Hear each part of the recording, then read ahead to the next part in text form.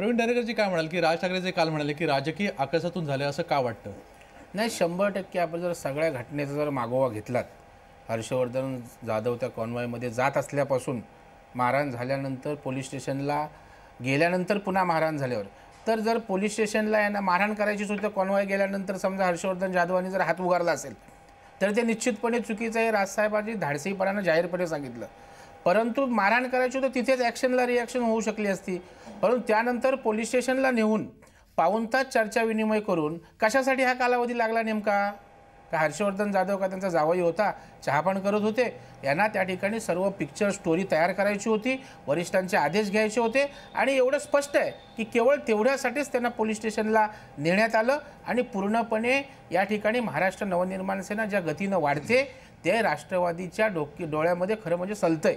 आणि त्याच भावनेतनं या ठिकाणी महाराष्ट्र नवनिर्माण सेनेला आवर घालायचा असेल तर हा एक संदेश द्यायचा होता की तुमच्या आमदाराला जर मी अशा पद्धतीने आम्ही मारू शकतो तर पदाधिकारी आणि कार्यकर्ते यांना आम्ही ठेचून काढतो. हा एक संदेश या माध्यमातून त्यांना राज्यातील जनतेला द्यायचा होता. महेश तपासेजी जसं हे म्हणतायत की यांना एक संदेश द्यायचा होता, याच्या आधीची पण आपल्या याच्या आधीची पण उदाहरणं मी तुम्हाला मला तुम्हाला आठवण करून द्यायचं आहे.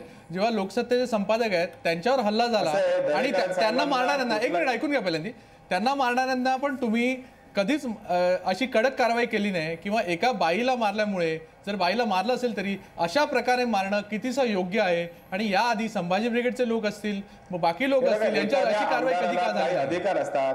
आमदारा संदर्भात जर कुठले विषय झालेले असतील तर आमदार त्या ठिकाणी सदनमध्ये हक्कभंग प्रस्ताव आणू शकतात, त्या ठिकाणी अध्यक्षांपर्यंत जाऊ शकतात.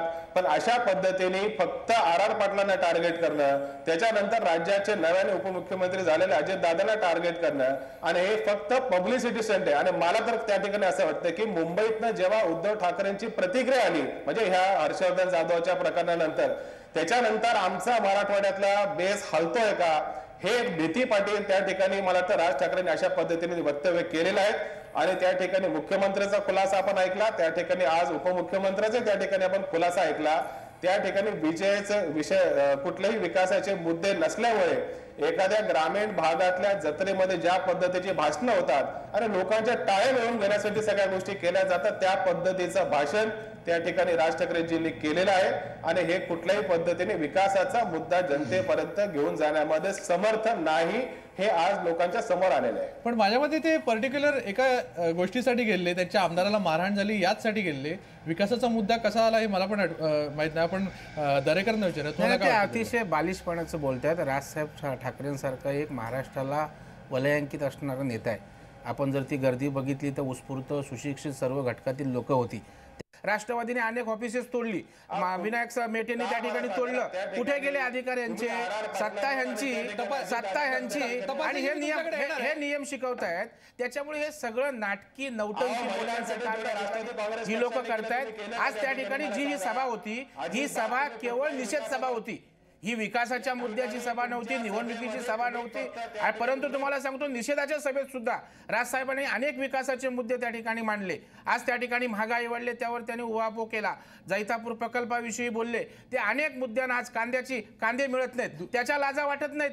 कांदे मुंबई शहरामध्ये महाराष्ट्र नवनिर्माण सेना 9 रुपये दरामध्ये ठिकठिकाणी कांदे देते. यांचं सरकार आहे. यांनी या माझ्या आया भगिनींची आसव पुसण्याचा प्रयत्न केलाय. राजसाहेबांनी सांगितलं सर्व ठिकाणी कांदा उपलब्ध करून द्या. आम्ही आज मुंबई शहरात कांदा देतोय, आमच्या महिला आघाडी देतात. मग हे काय सामाजिक जाणीव भावनेचं काम नाहीये? दुसरा एक मुद्दा असा आहे की संभाजी ब्रिगेडवर यांनी कधीच ऍक्शन घेतले नाही, असं काय वाटतं तुम्हाला? नाही, आता हे संभाजी ब्रिगेड राजसाहेबांनी कालच सांगितलं. तपासाची मी तुमच्याकडे येणार आहे, तुमच्याकडे आलो की तुम्ही बोला. ते संभाजी ब्रिगेड ह्यांचंच पिल्लू आहे. वेळोवेळेला जेव्हा जेव्हा जशी गरज लागते तसं ह्या संभाजी ब्रिगेडला बाहेर काढलं जातं. बरोबर. प्रदीप साळुंकेजी, तुमच्यावर वेळोवेळी आरोप होतात की संभाजी ब्रिगेड म्हणजे राष्ट्रवादीचं पिल्लू आहे, याला तुम्ही काय उत्तर द्याल?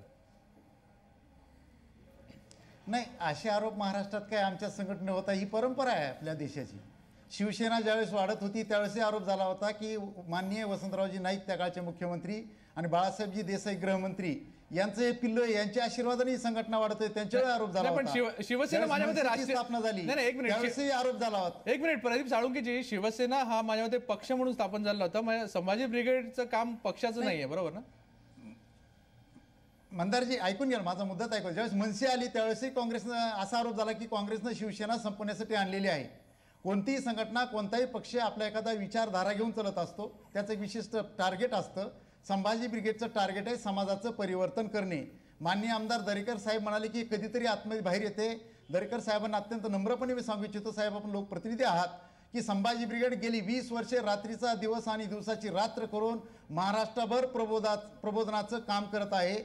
महेश तपासेजी, मला एक सांगा, नेहमीच संभाजी ब्रिगेड आणि तुमचं नातं का जोडलं जातं, नंबर 1. आणि दुसरं म्हणजे बाकी राजकीय कार्यकर्त्यांवर जसं त्यांनी सांगितलं आणि प्रवीण दरेकर पण म्हणत होते, त्यांच्यावर अशी कठोर कारवाई केलेली दिसत नाही जी एका आमदारावर झाली, असं का? या ठिकाणी संभाजी ब्रिगेड आणि राष्ट्रवादी काँग्रेस पक्षाचा कुठलाही संबंध नाही. हा संबंध त्या ठिकाणी मला वाटतं मीडियाच्याच काही लोकांच्या माध्यमातून जोडला गेलेला असावा. सुरुवातीला मगाशी सांगितल्याप्रमाणे शिवसेना ज्या जन्माला आली तर ते काँग्रेसची जन्माला घातली, मनसे जन्माला आली तर ते राष्ट्रवादीचा टेस्ट्यूब बेबी आहे. आणि अशा पद्धतीने त्या ठिकाणी मीडियामध्ये सातत्याने वातावरण येत असल्यामुळे लोकांच्या मनामध्ये विशेष करून मीडियाच्या माध्यमातून हा संभ्रम निर्माण झालाय. परंतु त्या ठिकाणी संभाजी ब्रिगेडच्या लोकांनी सांगितलं त्यांचा कुठलाही राजकीय पक्षाची काही संबंध नाही आणि राष्ट्रवादी काँग्रेस पक्षाची तर मुळीच नाही. ठीक आहे. आणि दुसरा मुद्दा तुमचा राहिला आहे तो बाकीच्या राजकीय लोकांवर अशी कधीच पोलिसांनी मारहाण केली नाहीये. मग याच्यात बरंच उदाहरणं आहेत. आधीच्या सरकारचं घ्याल तर विलासरावांच्या काळात सानंदा प्रकरण होतं, त्यात पण कारवाई झाली नाही, असं का? तेव्हा आर पाटलांच्या भूमिकेवर नेहमीच साशंकता दर्शवली गेली, असं का तुम्हाला वाटतं? आणि त्याचमुळे आज पण हे असं वाटतंय की कुठेतरी राष्ट्रवादीचा याच्यात हात आहे, तरच पोलीस अशी कारवाई करू शकतात. पोलिसांच्या या कृतीचं समर्थन करण्यासाठी या ठिकाणी मी बसलेलो नाही.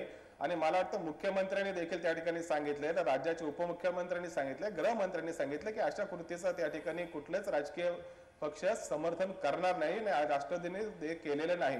परंतु जी घटना झाली ती दुर्दैवी झाली. त्या ठिकाणी आमदारांनी देखील त्या ठिकाणी 2 सेकंद थांबायला पाहिजे होतं. कॉन्वॉय पास झाला असता, त्या ठिकाणी ते पुढे गेले असते.